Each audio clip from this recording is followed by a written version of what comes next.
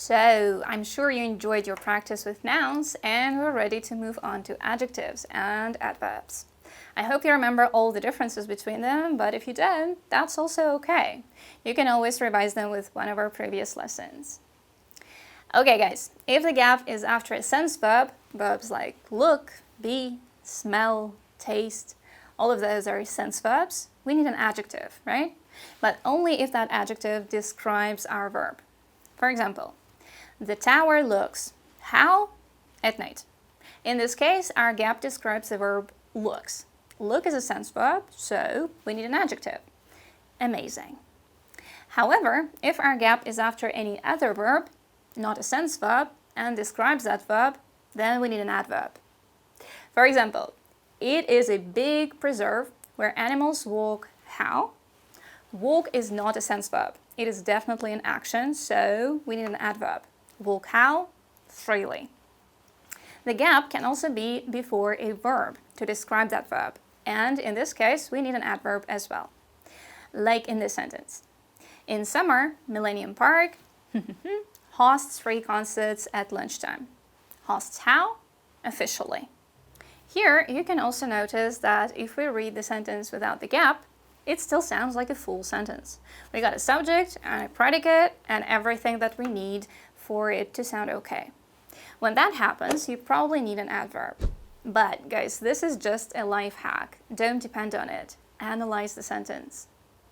Next, the gap is after an article and before a noun. It means that our gap describes the noun. What part of speech does that?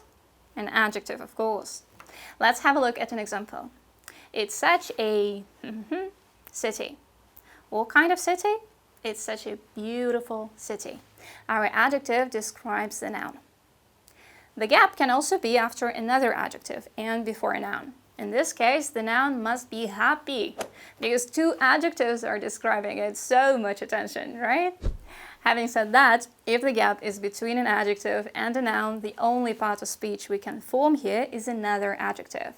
Like here, the door was made of a strange material. We need to put the word metal into the sentence. We got strange, an adjective before our gap, and material, a noun after the gap. The only thing that can stand between them is another adjective. So, our material is strange and metallic. Now, what can describe an adjective, guys? Only an adverb. An adverb can describe an adjective or another adverb. So, if our gap is before an adjective or an adverb, and the gap describes that adjective or adverb, we need what? Right, an adverb. For example, she is beautiful. We need to put absolute into the sentence. Now, she is beautiful already sounds like a full sentence. How beautiful is she? Absolutely beautiful. And guys, the last but not the least. If our gap is at the beginning of a sentence, usually there's also a comma after it, and it is used as an introductory word to the whole sentence, we also need an adverb.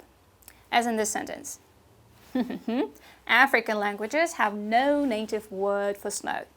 The sentence African languages have no native word for snow is also a complete sentence. But we have a gap and a comma at the beginning of it. So African languages have no native word for snow. How? Naturally. And it is pretty natural because there isn't much snow in Africa. Okay guys, this is your time to shine. Here are some exercises for you.